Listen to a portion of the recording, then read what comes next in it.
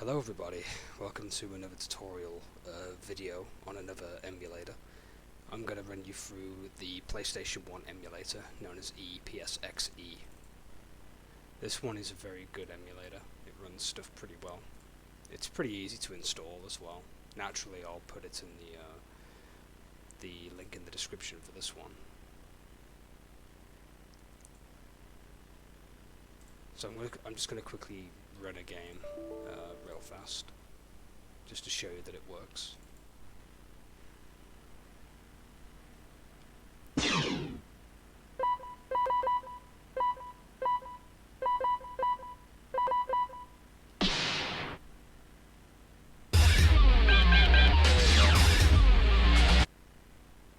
So yeah, it's loading up pretty easily. It'll take a while, because it's... Round one, fight! No! No! Oh no! Oh no!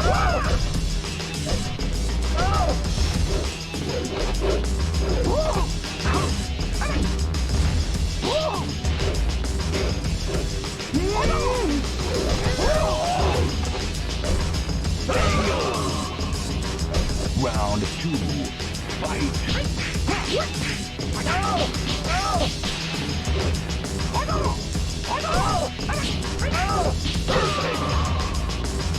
You win. And there you go. The game pretty much works fine. Or rather the... Round one, fight! Well, let me just quickly close off the window.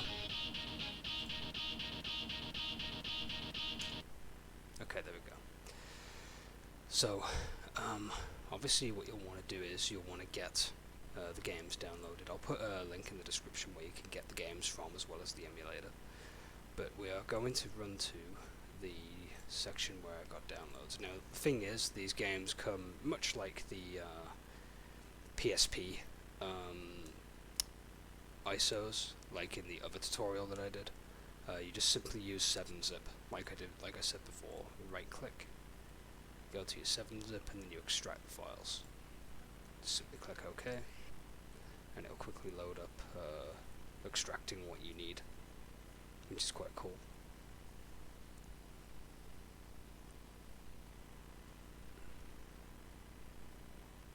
It takes a while, of course, for this, because the files are quite big, in a sense. I feel like it takes longer with PSP games, but with PS1, yeah. And then what you do is you just drag the folder, or you drag the file where you want it, and then you can load it up.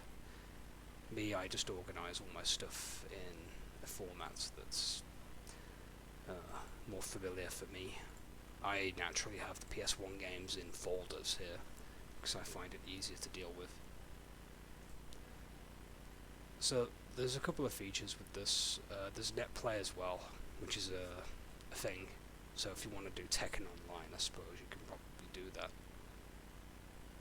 And change the discs, which is good for games that require you to change discs, because some of them had it. Final Fantasy VII required you to change discs multiple times, I believe, to move on in the story.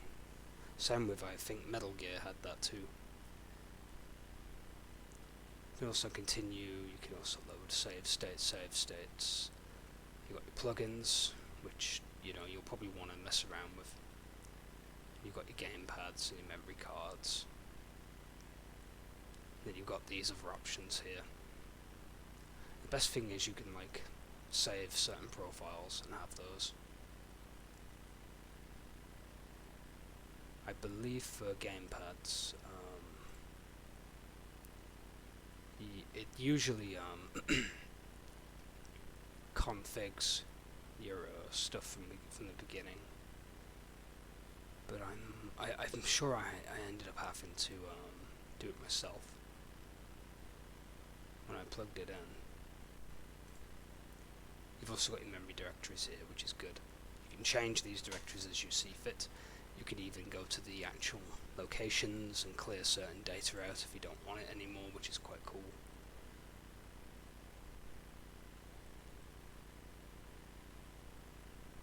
So, in order for me to get this running again, I'm going to have to close ePSXe out, because I obviously just closed the game down. The thing is, if you want to play a game again, you'll have to close the emulator down, and then basically reload it, like I've done here. And as you can see, my options to mess around with stuff is actually here now, which is quite nice. Yes, the only issue that I do have with this emulator is that you have to kind of close the window down. If you're playing something, you want to switch to something, you can do it. But like I prefer just to close the windows down completely, then relaunch it, just so you know you're running everything fresh then. So as for your gamepads, you just click on your ports, and you map them to how you want, and then you can you can even default things the way you want them, which is quite nice.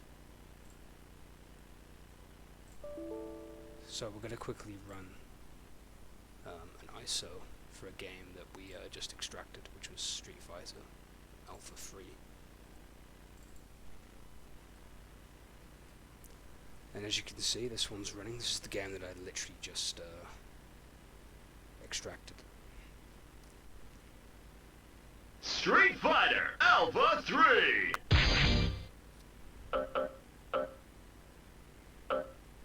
Do training World Tour Arcade. It's quite a fun game, this. I've always been bad at Street Fighter though. Select your character. Select your fighting style. Just gotta quickly run this.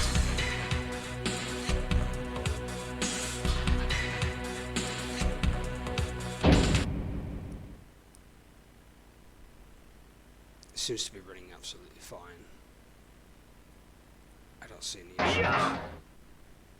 It all depends on your skill. Face it straight.